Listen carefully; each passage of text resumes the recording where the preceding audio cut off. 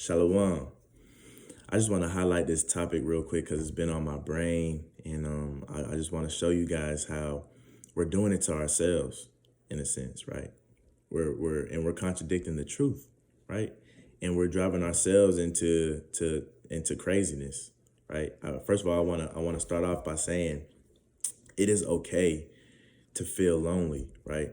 It's important to know that when we feel lonely, nothing that we don't think that something is wrong with us, right?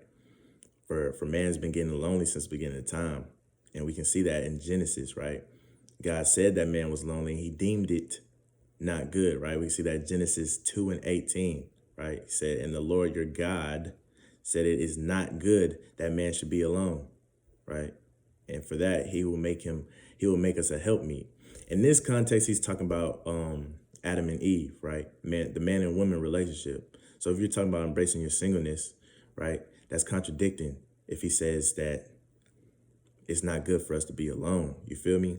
I understand that you're single, but you don't have to embrace that, right? And I'm gonna break that down later on. And so, in knowing that, there's also other relationships that we're not supposed to be neglecting, right? Just being around people, right? A lot of people say, well, I need to just distance myself from everyone and go lock myself in my room and work on me. It's not gonna happen like that, bro. You can't work on yourself by yourself and get better. You can't do it.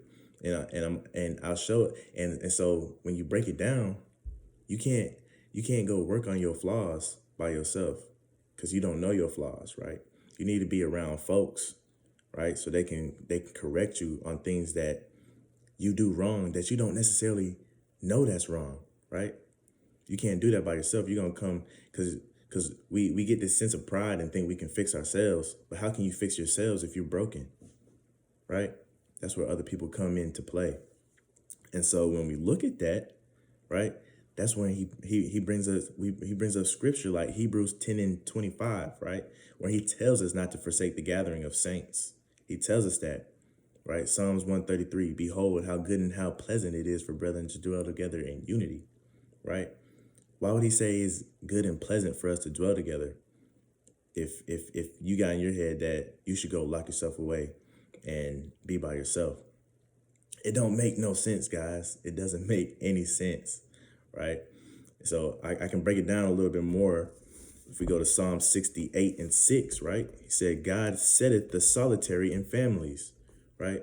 Who is the solitary? The lonely, right? He set you in a family, whether that be a biological family, spiritual family, or, you know what I'm saying, family amongst friends. And he bringeth out those which are bound with chains, and but the rebellion dwelleth in the dry land, right? So let's revisit the truth. If the truth is that God said it is not good for us to be alone, and you want to be rebellious and go embrace your singleness, right? Be prideful and go try to fix yourself by yourself, right? And you want to do that, he said you're gonna dwell in a dry land. You're not gonna see no fruits of that, right? What sense does it make for me to want a wife, or a woman to want a husband, but embracing your singleness, right? You're contradicting yourself. That's why you're not getting no results. You're over here embracing your singleness and you don't want to be single. So why are you embracing it?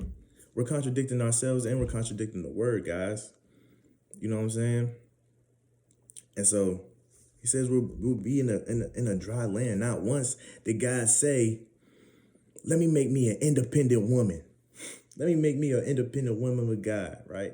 Even the women that you think is independent ain't independent. Michelle Obama ain't independent. She got Barack. Like, come on, man. And it's crazy because all these women got this mind state. I'm gonna be a boss bitch. I'm gonna be a boss bitch. I don't need no man. I'm gonna be all about this bag, right? And y'all getting feed this information through society, and it's disgusting. And you guys got to be smarter, because the women that are indoctrinating you guys into this ideology, right, through these songs, got whole niggas. They got whole husbands, not boyfriends. They have husbands, right? So now you looking like the fool, right? Because now you trying to be independent and single. She laid up every night, right? Got kids, right? Come on, man. We got to be smarter than that, guys. We just got to be smarter because God didn't place us, right? And I'll show you, right?